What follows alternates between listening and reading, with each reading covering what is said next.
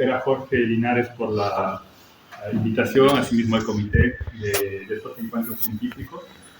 Hoy día yo les voy a hablar sobre el tipo de estudio en el cual estoy involucrado. Son la interacción o cómo los estudios de interacción entre el patógeno y el huésped pueden ser útiles para el desarrollo de terapias contra estos patógenos. Ahora, parte del trabajo los voy a presentar es cuando estaba trabajando en el Instituto Pasteur en la unidad de Virginia, pero ahora me encuentro trabajando en Oakland con un proyecto que estamos trabajando con vacunas de mRNA. Y eso espero contárselo en otra ocasión. Bueno, de forma simple, esos son los temas que les voy a presentar hoy día. Es acerca de la emergencia a la resistencia antimicrobiana, que seguramente muchos han escuchado ahora. Sus siglas en inglés son AMR, como Antimicrobial Resistance. La falta de desarrollo de nuevos antibióticos es un problema. Las alternativas y soluciones a este problema de Antimicrobial Resistance y cómo podemos identificar nuevos objetivos o targets para el desarrollo de nuevas terapias, aplicando la genómica funcional en ese estudio de interacción del huésped y el patógeno. Entonces, solamente para aclarar algunos conceptos, el huésped es el organismo colonizado o infectado y el patógeno es la bacteria que causa la infección. De forma breve pero importante, les quiero mostrar la perspectiva global para la resistencia antimicrobiana. Este es un estudio un análisis que hicieron en 2016, estamos hablando de hace 10 años, sobre la perspectiva hacia el futuro de lo que va a causar el número de muertes por resistencia antimicrobiana. Pues lo que ustedes ven aquí, por ejemplo, es lo que hace 10 años era la muerte por resistencia antimicrobiana, es decir, que antibióticos no pueden funcionar para tratar microorganismos, y ese es lo que se calcula que podría llegar a su valor en muertes anuales. Es decir, tenemos un aumento de casi 9 millones de muertes al año, para el año 2050, si es que este problema no se resuelve. Entonces, comparado a lo que es el cáncer anual en ese tiempo, podemos ver que hay una proporción bastante importante y va a ser un problema bastante grave. Esto que se vio hace 10 años no ha mejorado y la situación sigue empeorando, ¿no? Entonces, si ustedes tienen tiempo, pueden revisar estos dos tipos de reportes que hay. Uno publicado en Lancet y el otro por la WHO, la Organización Mundial de la Salud, donde hay todo un detalle de todos los tipos de microorganismos y las resistencias a nivel global en detalles, ¿no? Y obviamente es un problema bastante serio. Y seguramente algunos de estos patógenos que ustedes han escuchado forman parte de este grupo que se conoce como escape, porque son aquellos microorganismos que son ahora mismo considerados como microorganismos que ya representan un problema en la resistencia antimicrobiana. Y algunos de estos nombres como estafilococo o Klebsiella pneumoniae pueden ser también familiares de ustedes. Entonces hay un problema bastante importante y esto no es algo reciente, ya ha pasado a nivel de los últimos 100 años. Esta es una línea de tiempo que les muestra, por ejemplo, cuando los antibióticos fueron introducidos, aquí desde el año 1940 hasta el 2010, y cuando se identificaron las resistencias a antibióticos. Entonces, lo que es remarcable aquí es que ustedes pueden ver que apenas un antibiótico era introducido, por ejemplo, con la tetraciclina, algunos años después ya se estaba identificando la resistencia a este antibiótico. Entonces, esto ha ido pasando a través del tiempo, como pueden ver ustedes aquí, vancomicina en el 72, luego la vancomicina también estuvo por aquí ya en 2002, empezó la resistencia. Algunos más rápido, otros más lento, pero estos mecanismos de resistencia han sido primero ya debido, por ejemplo, a la presencia de unas moléculas de DNA que están, digamos, moviéndose entre microorganismos que se conocen como plásmidos y contienen información genética para poder causar esa resistencia al antibiótico. Y a diferentes tipos en estos años, en los años 60, empezaron a encontrarse, digamos, estos plásmidos. Y eso ha ido pasando a través de todos los últimos años. Como referencia, en los años, a mediados de los años 60, la FDA, que es Oficina para Drogas de los Estados Unidos, abrió una oficina para el desarrollo de nuevas drogas, para, digamos, dar autorización. Y eso también ha hecho que sean mucho más exigentes los tipos de reglas que se hacen para introducir un nuevo antibiótico. Y ya de forma mucho más reciente, casi por el año 2000, se ha empezado a identificar resistencia a las fluoroquinolonas, que son antibióticos que eran utilizados, por ejemplo, contra Escherichia coli, Klebsiella, Streptococcus, una serie de organismos. Y cuando se dice transmisibles, quiere decir que pueden pasar de un organismo a otro. Y esto es un problema porque luego antibióticos no van a poder funcionar para el tratamiento de ellos. Y como un ejemplo de cómo ha sido este incremento también de la resistencia, aquí pueden ver ustedes, por ejemplo, un gráfico en el que muestra, aquí tienen el número de enzimas que pueden degradar un tipo de antibiótico, en este caso la beta-lactamasa, como pueden ver aquí, y desde los años 70 hasta los años 2015 que se tiene aquí, el número de enzimas que tienen propiedades para degradar ese tipo de antibióticos ha aumentado de forma exponencial, bastante de forma dramática. Y estos incluyen a penicilinas, cefalosporinas o carbapenémicos. Entonces, estos antibióticos normalmente se encuentran con Streptococcus, Staphylococcus, y obviamente representan un problema para el futuro. Ahora, la situación es grave, es alarmante, pero estamos tratando de hacer algunas soluciones y hay diferentes estrategias para combatir la resistencia antimicrobiana. No voy a entrar en detalles por cuestiones de tiempo, pero ahora se está aplicando investigación para encontrar soluciones a esta resistencia antimicrobiana aplicando un enfoque que se llama One Health, una salud que habla de un sistema complejo. Hay diferentes puntos, pero lo más remarcable en esto es que ahora se está tratando de tomar un enfoque de estudiar sea el patógeno en el humano, también en los animales o los reservorios, porque muchos de los patógenos pueden también ser transmisibles hacia el humano, y también estudiarlos cómo se encuentran en el ambiente. O sea, hay todo ahora un enfoque bastante global, digamos. Pero entre estos puntos que son parte del concepto del One Health, las alternativas para luchar contra la resistencia antimicrobiana son tratar de hacer nuevos antibióticos, desarrollar nuevas vacunas, desarrollo de anticuerpos monoclonales y obviamente también mejorar los sistemas de diagnóstico para tener una eficiencia, un diagnóstico mucho más rápido y poder tratar esas infecciones de mejor manera. Entonces, como estrategias para combatir las enfermedades infecciosas, lo que yo sobre todo estoy involucrado es vacunas y desarrollo de anticuerpos monoclonales. Las dos se basan en las propiedades que tienen los anticuerpos, que son estas pequeñas moléculas de aquí. Y para decirles un ejemplo cómo es que funcionan esos anticuerpos y por qué son importantes hoy en día, es porque estos anticuerpos pueden inhibir diferentes etapas de la infección de microorganismos en el cuerpo humano. Entonces, una bacteria, diferentes tipos de bacterias, pueden tener moléculas, que son estos puntitos aquí azules, que pueden secretarlos una vez que están en el cuerpo humano, o también pueden tener moléculas en su superficie de la bacteria que le pueden servir para luego infectar, digamos, o interactuar con tejidos que tenemos nosotros en nuestro cuerpo. Pueden ser mucosas o en el torrente sanguíneo, diferentes ejemplos, ¿no? Entonces, esos anticuerpos que hoy en día se desarrollan lo que pueden hacer es inhibir ese tipo de interacciones, ¿no? Por ejemplo, ustedes pueden ver aquí el anticuerpo interaccionando con una bacteria y lo que impide que haya una interacción con este receptor que permite luego que se pueda infectar al paciente. Entonces, los anticuerpos pueden hacer neutralizar toxinas, pueden inhibir también moléculas que sirven para interacción con el tejido. Los anticuerpos pueden promover también la eliminación de bacterias a través de células del sistema inmune que se conocen como macrófagos, y este fenómeno se llama oxonofagocitosis.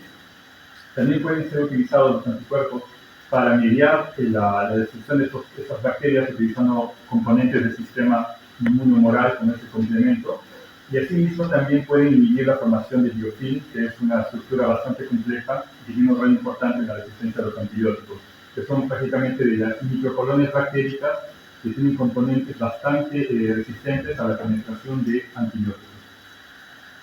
Pues estas son las alternativas, y en este caso los anticuerpos, sean vacunas como anticuerpos monoclonales, normalmente tienen como targets en las bacterias proteínas que están expresas o están localizadas en la superficie. Entonces, si ustedes tienen aquí una bacteria, por ejemplo, y se imaginan, digamos, la superficie que recubre esta bacteria, eso se encuentra con una membrana interna, está compuesta por una membrana externa, y las proteínas objetivos tienen que estar expuestas en superficie. Entonces, esa es la superficie de la bacteria. Normalmente tenemos que buscar proteínas que estén localizadas en esta zona exterior. ¿Por qué? Porque van a ser accesibles para los anticuerpos. Y de esta forma poder ejercer todo tipo de funciones que les estaba mencionando. Entonces, eso es un parámetro bastante importante cuando se hace elección de los candidatos para vacunas. Ahora, ¿cómo podemos nosotros hacer para identificar este tipo de componentes que pueden ser interesantes? Porque no todas las proteínas de superficie pueden representar unos antígenos para targets de anticuerpos monoclonales. Entonces hay diferentes herramientas para identificar estos objetivos. Y parte de ellos son los estudios de interacción huésped-patógeno. Y para esos estudios de interacción huésped-patógeno hay, en lo que nosotros trabajábamos, era sobre todo utilizar un modelo de estudio que pueden ser en diferentes niveles de células, tejidos, pseudotejidos, animales, modelos animales. Y luego esto se puede complementar con algo que se conoce como genómica funcional. Entonces, en pocas palabras y de forma muy simple, la genómica funcional utiliza la información de los organismos sintetizados como genes, RNA mensajero, proteínas. Y eso se lo voy a explicar aquí en este gráfico un poco más simple y también más en detalle. Nosotros sabemos que la información de los organismos vivientes está concentrada en genes, en el DNA, y el grupo de genes de un organismo forma un genoma. Luego tenemos que estos genes pueden transcribirse, o lo que también se llama expresión, y a través de ellos se generan las moléculas de RNA mensajero que contienen información que luego se va a traducir en proteínas. Las proteínas son las que tienen la función al final, que son las que les mostraba en superficie. Entonces, el conjunto de genes es genoma, el conjunto de RNA mensajero es el transcriptoma, y el conjunto de proteínas se conoce como proteoma. Y esto de aquí tiene un término, digamos, en el campo de la biología que se conoce como genómica funcional. También hay otros enfoques como metabolómica, interactómica, que son otros temas, pero también son complementarios. Entonces, como les decía anteriormente, estamos interesados en proteínas de superficie y nosotros, de forma indirecta, podemos, viendo la información contenida en un transcriptoma, podemos identificar también qué tipo de proteínas son sintetizadas, ¿no? Entonces, les voy a mostrar un poco el tipo de estudios que hemos hecho. Y para ello, les voy a describir un poco qué tipos de modelos de estudios hay, de forma bastante simple para llegar a nivel de complejidad. Nosotros tenemos sistemas de complejidad, por ejemplo, menor, como son las células en cultivo. Este capas se llaman monocapas, como se pueden ver aquí, simplemente células, están en cultivo, se pueden agregar bacterias y luego hacer un estudio, por ejemplo, de transcriptoma que les comentaba antes para ver qué tipo de genes se pueden activar o desactivar. El nivel de complejidad es de menor a mayor, y luego hay otros sistemas, como fueron mencionados en la presentación anterior, que pueden ser llamados también organoides, que son con estas geles o estas matrices que permiten una formación de estas unidades que se conocen como organoides, que tienen un nivel de complejidad mayor respecto a las células en cultivo. Y aparte de ello también, ahora una nueva tecnología que se está desarrollando son lo que se conocen como los órganos en chip, que son utilizando prácticamente el mismo principio, pero aplicando fuerzas mecánicas que ayudan a que haya un desarrollo mucho más complejo, que se llegue de alguna forma, en algunos casos, a formar un tejido bastante cercano a lo que se puede encontrar en el modelo vivo, ¿no? Que se conocen ahora como pseudotejidos. Y luego están los modelos animales, que son obviamente mucho más complejos, pero lo ideal de estos sistemas es que representan una condición mucho más real a lo que se encuentra en vivo. Entonces, todos estos modelos son válidos, son importantes y en diferentes momentos pueden ser útiles, ¿no? Entonces, en nuestro caso, nosotros nos hemos focalizado con el trabajo de modelos animales. Y obviamente uno puede utilizar en diferentes tipos de modelos, podemos infectarlos con bacterias, que son estas de que viven ustedes, y eventualmente hacer esta interacción, este estudio de esta interacción entre los dos, ¿no? El modelo que nosotros utilizamos es la bacteria Yersinia enterocolítica. Esta bacteria normalmente es una bacteria gram-negativa que infecta a los seres humanos por alimentos contaminados.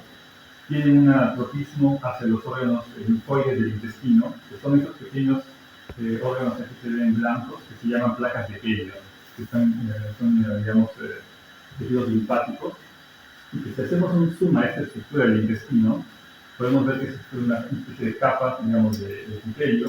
Esta es la zona de aquí que representa ese punto blanco que les comentaba. Normalmente la bacteria tiene una afinidad por esta zona de ingreso que se llama como la célula M. Estas bacterias atravesan la barrera epitelial, pueden proliferar aquí en las placas de Peria, como ven, estas pequeñas microcolonias, y luego pueden llegar a través de los macrófagos o neutrófilos, pueden llegar al sistema linfático, proliferar, como pueden ver aquí en los sistemas linfáticos. Luego pueden causar a nivel mucho más profundo lo que se conoce como una linfadenitis mesentérica, que son también sistemas linfoides, pero mucho más profundos en el intestino. Y en algunos casos, dependiendo de la condición del paciente, puede ser invadir el sistema sanguíneo y causar una septicemia. De forma, digamos, interesante, esta bacteria es prima hermana de la peste y también estaba trabajando en la peste durante este proyecto en el Instituto Pasteur. Entonces, este es un modelo de estudio y lo que nosotros hicimos fue tratar de reconstruir lo que sucede en el organismo humano como un modelo de estudio de infección de inyección enterocolitica en ratones. Y para regresar sobre este slide inicial que les estaba comentando, para hacer ese estudio, lo que hemos aplicado es algo que se conoce como Dual RNA-seq, que lo que permite es hacer un estudio simultáneo del transcriptoma del huésped, es decir, del ratón, y del patógeno, la bacteria, ¿no? Que normalmente estos estudios se hacen de forma separada, por cuestiones técnicas era bastante complicado, pero ahora se puede hacer de forma simultánea. Entonces, la ventaja de este estudio es de que te permite realizar un estudio in vivo o un tejido complejo y real de este patógeno, que es la primera vez que se está realizando, y en el sitio de ingreso de la infección para poder eventualmente identificar cuáles son los mecanismos de infección que le permiten el ingreso hacia la vía un poco más profunda del organismo y eventualmente bloquearlo, ¿no? Entonces, ese es el objetivo del proyecto. Y aquí lo que les voy a mostrar es cómo es lo que hemos diseñado el experimento. Entonces, cuando hablamos de transcriptoma, decía, es toda la colección de genes que digamos, su mRNA mensajero de información que se ha activado después de la condición o menos. Entonces, tenemos el estudio simultáneo del huésped y vamos a tener el estudio simultáneo de la bacteria para saber qué es lo que se activa o qué es lo que no se activa.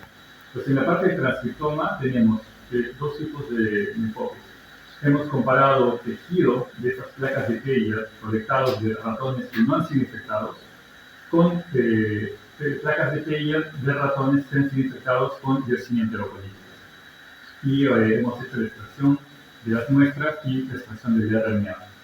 Y de otra parte, para ver cuál es el transcriptoma de la bacteria, lo que hemos usado ha sido condiciones en laboratorio, hemos crecido la bacteria en laboratorio a dos temperaturas diferentes, la temperatura de 25 grados, que es la temperatura del ambiente, y la de 37 grados, que es la temperatura del cuerpo humano, ¿no? Porque nos esperamos de ver un cambio, una activación. Entonces, aquí comparamos no infectado con infectado, y aquí comparamos 37 grados en laboratorio con el RNA bactérico del tejido humano, ¿no? Del tejido del ratón. Entonces, esto aquí, ¿qué nos permite? Nos permite primero tener estas comparaciones. En el caso del patógeno podemos identificar qué genes se activan, lo que se llama la upregulación, o qué genes se inactivan, que se llama la downregulación. Podemos también ver luego qué genes son activados o no. Si son normalmente que se activan, quiere decir que su transcripción aumenta, es una indicación que podría estar involucrado en la violencia o que podría estar involucrado en causar la infección. Podemos ver el gen como una unidad o también como una parte de una vía metabólica o una vía de señalización. Y en el huésped también tenemos estas condiciones, como les decía, no infectado e infectado, y eso también nos puede permitir de alguna forma reconstruir las vías metabólicas o de alguna forma entender cuál es el ambiente que la bacteria está expuesta durante la infección del ratón, ¿no? Y eso también nos ayuda luego a entender o hacer una elección sobre los candidatos para luego eventualmente tratar de bloquearlos. Entonces, ¿cómo se interpretan estos resultados? Entonces, hicimos la expresión del RNA. Aquí les presento algunos resultados del transcriptoma bactérico. Lo que les muestro aquí son prácticamente las señales que nosotros hemos identificado de expresión de los genes. Lo que ven aquí son grupos de 5 cuadrados, por ejemplo, que representa cada uno, que es un replicado técnico que hemos realizado. Aquí tienen también 37 grados, y aquí tienen lo que es las placas de Peyer, los grupos de 5 ratones correspondientes a muestras de bacterias. Pues aquí tienen in vitro, y este es un grupo de genes representativos de un sistema que se llama sistema de secreción tipo 3, que es importante para causar la infección de Yersinia enterocolitica y otras bacterias gram-negativas también, como Shigella o Salmonella, que son también problemas de salud pública. Entonces, estos genes de aquí, esto es lo que ven ustedes en azul, significa que los genes, o en blanco claro, significa que los genes no están expresados o tienen un nivel de expresión menor. Cuando hay una activación de 37 grados, en rojo significa que ha habido un aumento de la expresión, que se pueden ver aquí, y también las placas de Peyer están aumentados el nivel de expresión. En este caso lo estoy mostrando porque es algo que nos esperábamos, porque estos genes del sistema de secreción se conoce que son dependientes de temperatura, de 37 grados. Entonces fue una especie de primer control, como les digo acá, una primera control de confirmación de mecanismos conocidos. Y este es el tipo de estructura que forman todos estos genes, forman este tipo de estructura que se llama sistema de secreción tipo 3, que lo que hace es inyectarse o entrar en contacto con la membrana de una célula humana o de ratón, y que a través de esa estructura que parece una jeringa, inyectar toxinas, que obviamente favorece al proceso de infección. Entonces, el primer momento es un control, digamos, para saber que estaba funcionando nuestro experimento, pero también hay otras proteínas que han sido ya identificadas como que tienen un tipo de rol, y en este caso mucho más específico. Lo pueden ver que a 25 grados no está expreso, a 37 hay un ligero aumento, pero en vivo hay un aumento mucho más significativo.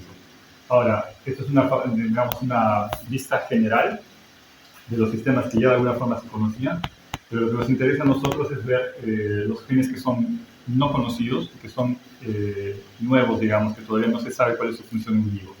Entonces, aquí no he puesto los genes porque estamos preparando una publicación todavía, pero hay una familia de genes que hemos identificado como genes que están relacionados a la captura del metal hierro, que es bastante importante en las bacterias para causar infección, porque las bacterias necesitan el hierro para poder, diferentes mecanismos que tienen en su metabolismo. Entonces, lo interesante aquí, como pueden ver, es que el grupo de genes en los replicados de 25 grados no están activados, en 37 tampoco, pero la mayoría de estos grupos de genes serían activados en la condición específicamente in vivo.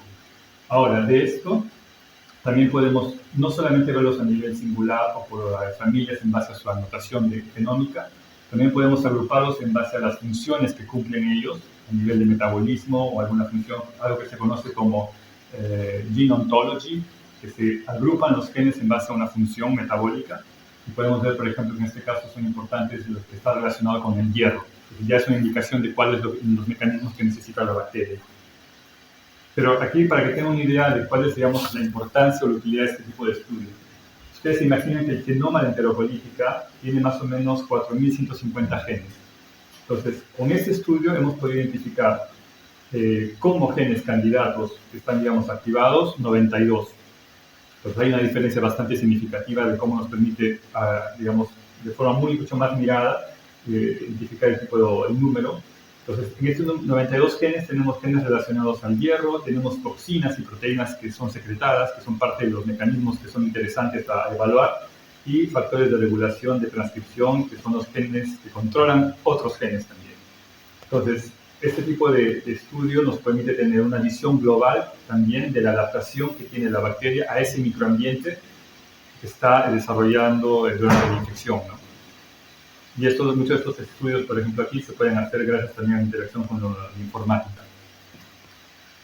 Entonces, los resultados, una visión general de lo que se encuentra con un transcriptoma bacteriano es que podemos identificar potenciales nuevos mecanismos de virulencia o candidatos también para terapias que están expuestos en superficie. Entonces, de una parte tenemos el transcriptoma o la respuesta de la bacteria, pero también podemos ver la respuesta del huésped. Y aquí, por ejemplo, comparando los ratones no infectados con infectados, también tenemos 5 ratones, cada cuadradito representa la señal, y aquí tiene una línea, cada uno representa un gen. Pues también tenemos, por ejemplo, que hay genes que en los ratones no infectados no están activados, y que una infección, algunos de ellos se activan de forma significativa cuando están en rojo. Entonces, obviamente nos indica una respuesta importante en la infección. Ahora, con estos genes nosotros podemos hacer también agruparlos en base a las funciones que tienen, que hay bases de datos, lo que se conoce, como les decía anteriormente, el Functional Enrichment, y podemos identificar cuáles son las vías de señalización o metabólicas más importantes que están sea activadas o también inactivadas en base a una respuesta de infección. Entonces, no estoy entrando en detalles, pero hay varias vías que están activadas, inactivadas, y eso nos puede permitir identificar qué mecanismos podemos eventualmente inhibir o promover para combatir la infección. Estos son otro tipo también de análisis que podemos ver, que son interacciones entre los diferentes tipos de vías, y el espesor de las líneas nos puede indicar también si hay mayores interacciones o no hay mayores interacciones, y eso ya luego uno lo interpreta para ver más o menos cuáles son los mecanismos que utiliza la bacteria o la respuesta del huésped, ¿no? Y aquí también tenemos una interpretación interesante, porque de los transcritos al ratón, que son más de 20.000 transcritos, podemos hacer una reducción del número de candidatos genes, sea activados que inactivados, que van en el rango de 350.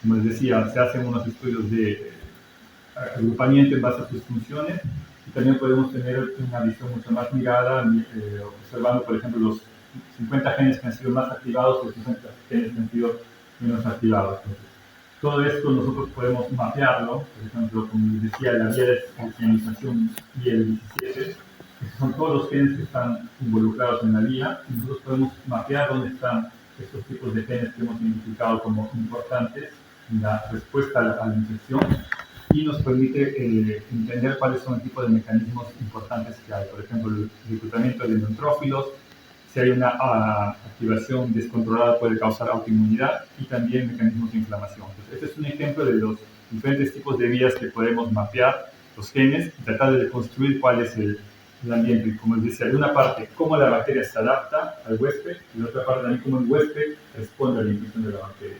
Entonces, como les digo aquí, hay una comprensión del microambiente que la bacteria encuentra durante la infección, y de esta forma se identifican vías del huésped que pueden ser inducidas o inhibidas para modular o inhibir la infección. Entonces, estos ensayos, en los candidatos se pueden hacer diferentes tipos de ensayos funcionales. Pueden ser algunos que son in vitro, como pueden ser interacción con líneas celulares, ya en una menor escala, pero de complejidad. Se pueden evaluar si estos, por ejemplo, tienen un rol importante en la formación de biofilm, obviamente habiendo hecho operaciones específicas para cada gen, y también podemos reevaluarlos en modelos animales de los mutantes de bacterias para compararlo con si tienen una contribución o no en la infección. Y en los ensayos funcionales por la parte del huésped pueden utilizarse agonistas, es decir, moléculas que activen las vías de señalización, o también algunos inhibidores de estas vías, y podamos ver su impacto con la infección para ver si es que la promueven, la disminuyen, si hay un aumento de inflamación, y de esta forma tratar de encontrar una vía alternativa, ¿no?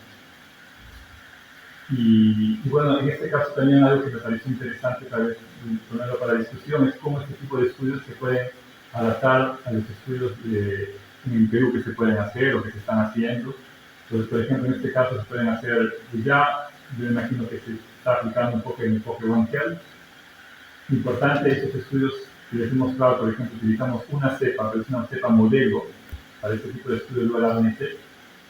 Entonces menciona aquí, estas cepas modelos son importantes, pero habría también que evaluar si se pueden extrapolar a cepas locales que tenemos en Perú, porque hay una variabilidad de poblaciones, hay diferentes subgrupos dentro de una misma especie.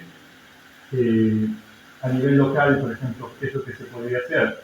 Secuenciación de genomas de bacterias cuando es posible, una caracterización fenotípica, por ejemplo, como les decía, en ensayos funcionales en laboratorio, para ver si hay una adhesión o una invasividad mayor a estas células, que son algunas cepas más capaces de formar varios que otros, y también las capacidades que tienen para resistir al suelo. Porque cuando nosotros miramos bacterias, no todas las bacterias de la misma especie se comportan de la misma forma. Hay variedades de grupos, subgrupos, y esto es importante porque también podemos luego aplicar y hacer una evaluación local sobre el potencial virulento de estas cepas, haciendo, por ejemplo, ensayos comparativos con lo que se ha publicado, con una cepa que se ha publicado y con una cepa local también, ¿no? Y eso también nos permitiría tener unas estrategias mucho más miradas, ¿no? ¿Por qué es importante desde el punto de vista clínico? Porque podemos entender mejor cuál es el riesgo, si hay una cepa que es mucho más virulenta que otra, sobre todo cuando identificamos sus subgrupos, y tratar de correlacionarlos con la patogenicidad, ¿no? Entonces hay mucho por hacer en Perú, creo, y de alguna forma sería interesante poder establecer un tipo de conexión para ir un poco más en profundidad para enfrentar este problema de resistencia antibiótica, que es un problema serio, y ya el COVID nos ha dejado un ejemplo que no estamos preparados todavía para afrontar una situación de este tipo, ¿no? Y bueno, agradecerles por su atención y si tienen alguna pregunta. Sí.